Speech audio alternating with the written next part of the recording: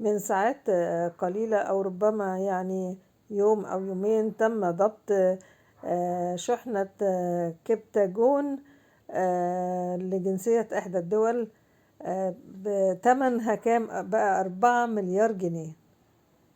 جنسية إحدى الدول ديت مش عايزة تسيبنا في حالنا، عايزة تدمر شبابنا، بتجيب لهم الكبتاجون، بتجيب أو هي عايزة يعني بتوزع من خلال بلدنا لدول تانية، الله أعلم. بس هي ليه يعني بتعمل كده جنسية إحدى الدول؟ الكبتاجون ديت معروف إن هو بتاع جنسية إحدى الدول اللي أولها سين. فيعني يا ريت يخفوا عننا شوية، لأن احنا الشحنات اللي اتظبطت قبل كده برضو بتاعت جنسية إحدى الدول كانت قيمتها 4 مليون. 4 مليون ده كان في شهر 8، احنا دلوقتي في شهر 12.